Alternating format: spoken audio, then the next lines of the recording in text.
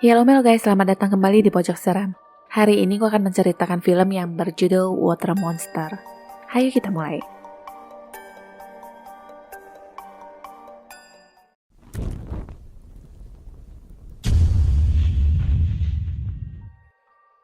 Seorang pria berprofesi sebagai reporter bernama Jia Hao terjebak di sebuah tempat terlarang dan menulis surat untuk kakaknya agar jangan pernah mencarinya.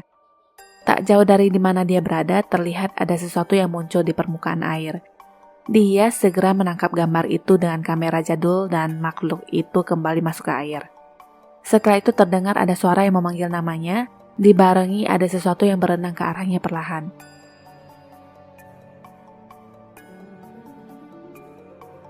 Dalam seketika dia pun hanya tinggal kenangan. Sebuah perahu tampak melintas yang membawa seorang gadis. Pria itu berkata hanya bisa mengantarkannya sampai di sini dan menyuruhnya untuk melewati hutan, maka dia akan sampai di tempat tujuannya, yaitu kota Sangsui.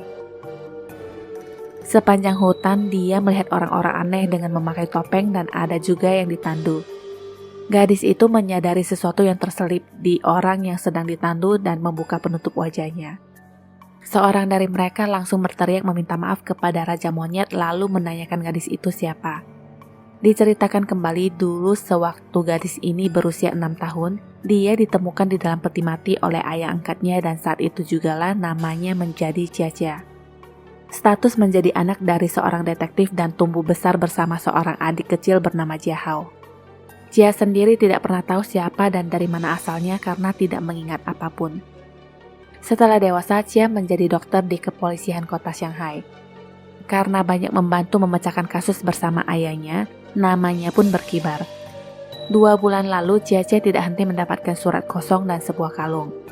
Jia Hao lalu menghampirinya dan mengabarkan bahwa dia sudah menemukan orang yang mengirimkan surat dengan meneliti sebuah liontin milik Jia yang berasal dari kota Shanghai. Karena letaknya yang jauh, akhirnya Jia Hao memutuskan dia yang akan berangkat untuk mencari tahu tentang latar belakang kakak angkatnya ini. Tapi tak disangka adik satu-satunya ini malah gak pulang-pulang. Itulah sebabnya Jia menyusul ke kota tersebut. Kembali ke masa sekarang.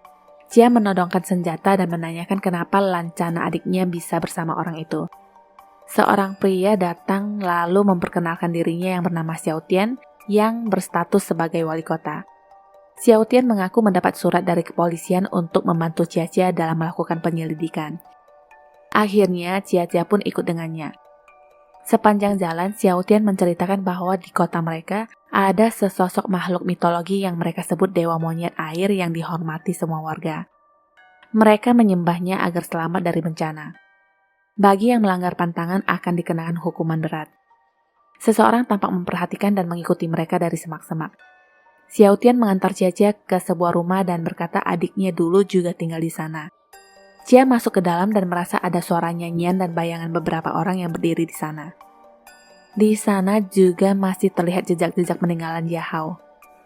Jia bertanya sudah berapa lama adiknya menghilang dan tiba-tiba terbayang wajah seorang pria sewaktu dia memegang foto di meja. Menurut Xiao Tian sudah beberapa bulan tidak terlihat dan seharusnya dia tidak mempunyai musuh karena Jia Hao orang yang berpendidikan yang dilihat dari tutur katanya yang sopan. Dia hanya sangat kepo dengan keingintahuannya yang kuat yang membuatnya berada di tempat yang salah karena tempat itu banyak sekali pantangannya. Jia lalu memutuskan untuk tinggal di rumah itu. Malamnya, dia bermimpi suara Jia Hao yang memanggilnya. Kamar itu tiba-tiba kebanjiran dan ada sesuatu yang muncul di permukaan tapi perhatiannya teralihkan oleh suara Jia Hao yang terus memanggilnya. Dia berjalan ke sumber suara dan melihat Jia Hao yang tampak ketakutan dan tiba-tiba pintu tertutup. Jia menendang pintu itu dan anehnya dia lebih terlihat sedang berada di dalam peti mati dan keluar di tempat yang berbeda. Ada arwah sebuah keluarga di depannya dan hal itu mengingatkan Jia untuk sebuah peristiwa yang mungkin bagian dari masa lalu. Semua yang dilalui terasa nyata tapi ternyata hanyalah sebuah mimpi. Setelah itu Jia turun dari ranjang dan mendapati bercak sepatu di lantai yang menuju ke arah lemari. Jia pun mendekati lemari dan ternyata ada seorang anak kecil yang bersembunyi di dalamnya. Anak itu bernama Liu Zi dan dia menangis sambil mengatakan sangat takut karena keluarganya dihabisi oleh monyet air. Karena diperlakukan dengan baik, Liu Zi lalu menganggap Jia sebagai kakaknya. Tiba-tiba terdengar suara seruling dan Liu Ji berkata itu tandanya monyet air akan datang. Jia sendiri bisa merasakan dan melihat bayangan monyet yang dimaksud di dalam kepalanya. Atap rumah seperti sedang ada yang dinaiki dan menjatuhkan seekor ikan mati. Jia berpendapat itu hanyalah orang yang sengaja menakut-nakuti. Besoknya mereka makan di sebuah kedai yang pemiliknya bernama Hu. Jia sengaja berbicara keras tentang lancana adiknya yang hilang dan Hu pun bereaksi. Dia berteriak agar Jia segera pergi dari kedainya, tapi Jia berkata sebelum mendapatkan kejelasan, maka kaki pun tidak akan melangkah. Seorang kakek datang dan menghinanya yang mengibaratkan Jia sebagai wanita sok tahu padahal tidak bisa berbuat apa-apa. Liu Ji berbisik pada Jia orang itu dipanggil Paman Jiu dan orang yang sangat mempunyai power di kota itu. Dia menghampiri Paman Jiu dan berkata hanya ingin mencari adiknya. Paman Jiu sangat sinis dan menjawab kota itu tidak menerima malapetaka. Istri Hu meminta Jia untuk segera pergi karena takut akan hal buruk yang terjadi di tempatnya. Perjalanan pulang, Liu Ji menceritakan orang-orang yang mencari tahu tentang monyet air semuanya berakhir dengan kematian. Dulu adiknya Jia Hao juga kepo sekali tentang seekor monyet ini. Dari belakang tiba-tiba ada seorang perempuan yang mengalami KDRT. Liu Ji mengatakan kepada Jia perempuan itu bernama Yingzi dan mempunyai gangguan bicara. Orang percaya dia mempunyai hubungan dengan dewa setan yang bisa membantunya untuk menyelamatkan orang mati. Itulah sebabnya mertuanya memperbolehkan dia menjadi istri dari anaknya yang berprofesi sebagai tukang pembuat peti mati. Malamnya Hu datang hanya untuk mengembalikan kamera pembelian Jia Hao kepada saudaranya guna menghindari tuduhan sebagai maling. Sebelum pergi, Hu berkata Jia Hao terlalu pemberani dengan berkeinginan mencari monyet air yang membuat saudaranya kagum dan mengikuti jejaknya. Pada akhirnya saudaranya pun ikut mati. Semua yang menyinggung monyet itu berujung kematian. Sewaktu perjalanan pulang, hujan turun dan seperti ada seseorang yang memanggil Hu sedangkan di tempat lain, Jia mencoba mencetak foto-foto dari kamera adiknya. Hu terlihat berlari ketakutan sambil berteriak minta tolong. Ada sepasang tangan yang menangkap Hu dan menyeretnya masuk ke sebuah pohon. Akhirnya foto selesai dicetak yang memperlihatkan wajah monyet air. Istri Hu baru sadar bahwa suaminya tidak berada di sampingnya dan ada sesosok bayangan yang nempel di jendela yang memanggil namanya. Besoknya Hu dan istrinya ditemukan tewas terendam di sebuah gentong bersama ikan-ikan mati. Hari beranjak malam dan tiba-tiba tercium bau yang sangat menyengat di rumah Jia. Setelah diperiksa, Liu Ji menemukan gumpalan rambut dan dia mengira si monyet tengil itu datang lagi. Ada tangan yang mencuri seekor ikan dan setelah didekati, ternyata seorang manusia. Penampilan orang itu sangat kacau, bahkan lebih terlihat seperti orang gila dengan rambut awut-awutan dan sekujur tubuh yang kotor. Dari mulutnya terucap satu nama yaitu Xingling. Jia menemukan sebuah kalung yang digenggamnya. Dia pun langsung mengingat itu adalah kalung yang dibawa Jia Hao sewaktu datang ke kota tersebut. Liu Ji juga mengenali kalung itu adalah liontin api dan tulisan yang terukir di sana adalah nama keluarga. Besoknya mereka pun mencari tahu tentang liontin itu dengan datang menemui kakek pembuat liontin yang dipanggil kakek Si. Kakek Si mengelak untuk mengatakan apapun karena dia merasa kehadiran Jia Hao dulu saja cukup membuat mereka semua menghadapi nasib buruk. Mereka percaya hanya dengan membicarakan monyet air saja sudah bisa binasa dan itu jugalah yang dialami cucunya. Entah apa yang dia ceritakan kepada Jia Hao dulu dan sekarang dia mengalami sakit yang berkepanjangan. Seorang ibu-ibu terus meminta maaf kepada monyet air yang dipercaya menurunkan kutukan kepada anak itu, sedangkan Jia mendapati anak itu terkena penyakit malaria. Jia menyuntikkan obat dan tak berapa lama anak itu tersadar dan memanggil kakeknya. Dalam kesempatan itu juga, Jia meminta para warga agar memberitahunya jika mengetahui tentang keberadaan adiknya. Sudah pasti semua orang kampung terdiam karena terbentur dengan sebuah kepercayaan mereka. Di perjalanan pulang, Yingji memberitahunya dengan bahasa isyarat bahwa dialah yang telah menuliskan surat selama ini kepada Jia. Dia lalu menggambar sebuah gambar lingkaran di tanah dan langsung pergi. Jia mengerti maksudnya dan menghampiri sebuah sumur dan turun ke bawah yang ternyata sebuah gua. Dalam tumpukan jerami, dia akhirnya menemukan adiknya yang sudah meninggal. Yingji yang berlari ketakutan tiba-tiba diserang seorang pria yang ingin melecehkannya. Sebelum semuanya terjadi, tiba-tiba ada bunyi seruling dan terdengar suara yang memanggil nama pria itu. Cerita lanjut ke Chia. Setelah selesai dengan kesedihannya, sekarang waktunya menggunakan ilmu pengetahuan. Dia memeriksa jasad adiknya untuk mengetahui apa yang sebenarnya terjadi dengannya. Chia mencatat semua luka dengan detail dan menghubungkannya dengan penjelasan Yingji barusan. Yingji dan pria itu malah sudah ditemukan tewas tergantung. Entah itu perbuatan monyet air atau manusia, Chia bersumpah akan menghentikannya untuk menyakiti orang. Besoknya mereka pun pergi mencari tahu keberadaan monyet air.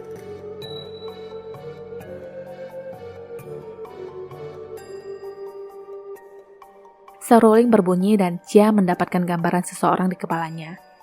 Dalam air seperti ada yang nongol dan dengan cepat berenang ke arah mereka. Makhluk itu lompat sana-sini lalu masuk lagi ke air. Di bawah perahu sebuah tangan muncul dan menarik kaki Liu Zi. Chia mencoba menyelamatkannya dan sekarang dia yang diserang oleh makhluk aneh itu. Chia pun berhasil menembaknya tapi sekarang makhluk itu kabur dan hilang begitu saja. Dari jauh beberapa perahu menghampiri Chia dan menangkapnya karena dinilai sudah lancang masuk ke hutan malam-malam. Kakek Liu yang super kolot dan selalu percaya tahayul mengatakan harus mempersembahkan Chia dan Liu Zi ke monyet air. Wali kota datang dan menahan mereka. Dengan berbagai pertimbangan, akhirnya kakek Liu meminta Chia untuk segera keluar saja dari kota mereka. Chia mendapatkan senjatanya dan menembak ke atas. Bibi Wang langsung berteriak pemberontak dan bersujud minta ampun kepada monyet air, diikuti warga lainnya. Perdebatan antara Chia dan kakek Liu pun dimulai.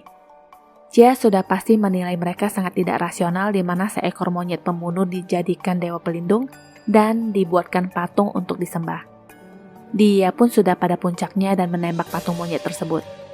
Chia berkata akan mengincar monyet itu dan jika terjadi sesuatu dengannya, tidak akan ada hubungannya dengan kota kecil tersebut. Dia pun tidak main-main dan membuat pernyataan hitam di atas putih. Karena itu orang-orang juga berpikir, ya sudahlah, apapun itu resiko tanggung sendiri. Tak disangka beberapa warga malah ingin membantu Chia untuk menangkap onyek yang meresahkan itu. Seseorang menceritakan kepadanya 20 tahun yang lalu, orang yang bernama Sui Sang juga ingin menangkap monyet itu. Nah, tempat di mana Chia tinggal itu adalah rumahnya. Begitu juga markas tempat mereka berkumpul sekarang itu juga adalah peninggalan Sui Sang. Di sana masih tersimpan coretan strategi mereka dulu untuk menangkap monyet air. Konon katanya, dulu setelah Sui Sang membunuh monyet air, terjadi wabah virus di kota. Sejak itulah tersebar rumor bahwa monyet itu datang lagi untuk membalaskan dendam dan Sui Sang sekeluarga dibunuh. Setiap tahun selalu ada saja anak-anak yang hilang. Itu jugalah yang mendasari pemikiran kakek Liu dan Bibi Wang yang mengagungkan monyet air untuk menghindari warga dari bencana. Singkat cerita, rencana pun diatur. Semua orang sibuk membuat alat perang dan jebakan. Chia menyadari tempat itu nyambung ke sebuah sumur dan sungai. Dia pun menuliskan surat dan meminta seseorang mengirimkannya ke kepolisian Shanghai. Besok tibalah saatnya. Chia menjadikan dirinya sendiri sebagai umpan. Mula-mula ada kepala botak yang muncul dan menghampiri Chia. Sosok itu tidak seperti manusia, juga tidak seperti monyet, tapi lebih tepatnya seperti monster. Sewaktu dia sudah sangat dekat, Chia langsung menusuknya. Makhluk aneh itu pun ingin membalas penyerangan, tapi para tim Hore langsung melakukan tugasnya dengan menarik makhluk jelek itu.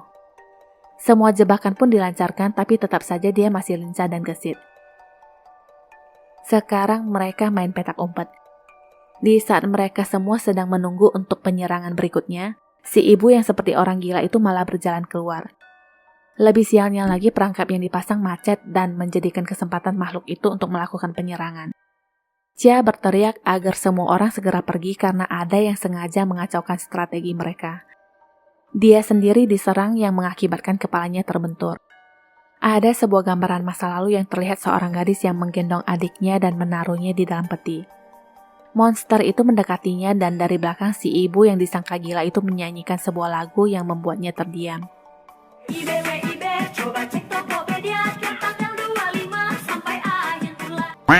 Ada lagi gambaran tentang seorang perempuan yang meneriaki anaknya yang bernama Xingling untuk segera membawa adiknya pergi. Mumpung dia tercengang, orang-orang melanjutkan rencana dan segera menangkapnya. Kena kau sekarang.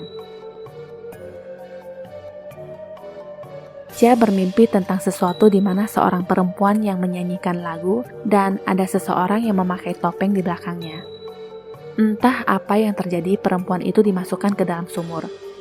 Gadis kecil yang berlari itu pun dihadang oleh manusia bertopeng tersebut. Sesadarnya, Liu Zi mengatakan kepolisian Shanghai membalas suratnya. Di sana tertulis mereka sudah melakukan pengecekan tentang mayat yang ditemukan di sungai. Yang tersisa di kuku semuanya adalah opium. Tentang wali kota, ketika dia masih muda, dia adalah seorang pemain sulap khusus memainkan sulap bola untuk para selir.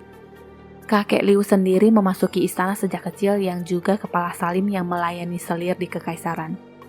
Keduanya adalah burung pemangsa yang licik, jadi Jia diminta untuk waspada. Dari surat itu jugalah Jia mengetahui bahwa pembunuh sebenarnya bukanlah si monster itu.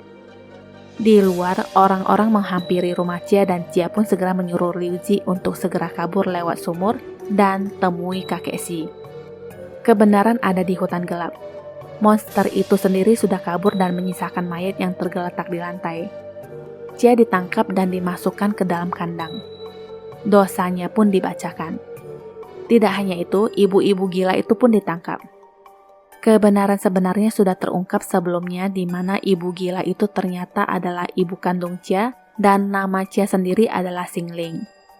Ibunya terus-terusan berkata bahwa adikmu Xing He untuk pergi. Hari di mana dia ditangkap, ibunya lalu didorong ke sungai untuk dijadikan kurban. Lebih menariknya lagi, monyet air itu adalah adik Jia sendiri. Hal ini dia tahu dari wali kota yang licik itu. Jia sendiri mengingat surat balasan itu yang bertuliskan sampel darah yang dikirimkan ke mereka mengandung virus yang langka, yang merupakan penyakit genetik keluarga bagian selatan, dan itulah kenapa adiknya terlihat seperti monster. Diceritakan kembali pada saat ibunya berteriak agar Jia membawa adiknya pergi, dia kan bertemu dengan orang yang memakai topeng tuh. Nah, orang itu adalah wali kota yang saat itu menanyakan di mana adiknya, dan meyakini Jia bahwa dia datang untuk menolong. Jia kecil yang polos selalu meniup seruling sebagai tanda memanggil adiknya. Di saat adiknya keluar, wali kota malah menghujamkan sesuatu ke adiknya yang membuat Jia langsung pingsan menyaksikan semua itu. Mengingat hal memilukan itu, Jia pun pingsan. Dulu di saat semua orang sedang mencari mereka, ibunya memberikan liontin kepada Jia yang terukirkan nama ayahnya. Pesan ibunya, jaga adikmu baik-baik. Ibu dan ayah selalu bersamamu. Selama ada keluarga, maka tidak usah takut pada apapun. Jia tersadar dari pingsannya dan waktu persembahan pun tiba. Untungnya, Liu Zi dan kakek Xi datang dan menarik perhatian mereka dengan sebuah tembakan. Liu Zi berteriak di gua-gua di hutan gelap dipenuhi dengan opium dan anak-anak dikurung di sana. Paman Liu dan wali kota langsung kabur mendengar itu. Kakek menjelaskan bahwa mereka semua sudah ditipu. Anak-anak dikurung dan dipaksa untuk membuat opium untuk Paman Liu dan wali kota. Bu Wan yang ingin mencelakai Jia langsung ditembak mati. Kebenaran yang lainnya pun begitu pilu di mana Yingji bisa bisu itu juga karena perbuatan jahat kakek Liu yang memaksanya untuk mengatakan di mana dia menyembunyikan mayat Jia Hao dulu. Karena Yingji tidak membuka mulut, maka lidahnya pun dilukai. Kakek Liu ngoceh nggak berhenti-henti dan akhirnya dia pun dihabisi oleh wali kota. Wali kota segera ke gua di mana anak-anak itu sedang bekerja. Dia memerintahkan untuk menghabisi semua anak-anak. Anak-anak itu seperti zombie hidup yang terus bekerja tanpa bereaksi dan tidak berkata sepatah kata pun. Jia berkata dia akan mencari wali kota dan berjalan pergi. Suara trompet terdengar dan anak-anak mengerti itu sebagai perintah, lalu mereka pun berkumpul di suatu tempat. Pintu tertutup dan air pun dialiri ke dalam. Rencananya sudah jelas ingin menghabisi mereka semua. Jia sendiri bertemu dengan para penjahat dan terlibat perkelahian di sana. Di tempat lain, air semakin naik. Jia menemukan wali kota, tapi sayangnya kakinya terkilir dan jatuh. Di sana, wali kota meniup seruling. Anak itu pun segera keluar. Wali kota melakukan adu domba yang mengatakan kakaknya telah sengaja mencelakakannya dan menyuruhnya untuk menghabisi Jia. Kata-kata wali kota seakan mengingatkan kembali di masa dia tertangkap dulu, dan dia pun berbalik arah. Di saat wali kota menembak, Jia segera melindungi adiknya. Kali ini tiada ampun, wali kota pun dihabisi olehnya. Walaupun sosok itu terlihat mengerikan dan primitif, ternyata dia masih ingat dengan kakaknya dan memberikan seruling itu kepada Jia. Jia meminta maaf kepada adiknya dan berkata dia kehilangan ingatan untuk beberapa tahun ini. Sewaktu kecil, suara seruling ini diartikan Jia yang memanggil adiknya untuk pulang. Singha memeluk kakaknya untuk beberapa saat. "Dek, kamu kok bau lumpur sih? Dan kamu sendiri kenapa bau ketek, Kak?" Setelah itu dia melepas pelukan kakaknya dan pergi. Di tempat anak-anak terendam, air tiba-tiba surut yang ternyata Singha yang menolong mereka dengan membuka pintu dan memakai badannya sebagai ganjelan. Anak-anak akhirnya selamat dan Singha pun tewas. Jia bersiap untuk kembali ke kota dan meninggalkan kalung liontinnya kepada Liu Zi. Dia berpesan kalung itu artinya dia selalu bersama Liu Zi. Tamat. Tidak ada orang yang sempurna. Kita membuat kesalahan dalam ucapan dan perbuatan. Kita jatuh dan bangun. Kita belajar, berkembang, dan meneruskan hidup. Terima kasih sudah menyaksikan shortcut film ini. Jangan lupa subscribe, like, and share. Juga menyalakan lonceng notifikasi untuk updatean film lainnya ya. Sampai jumpa.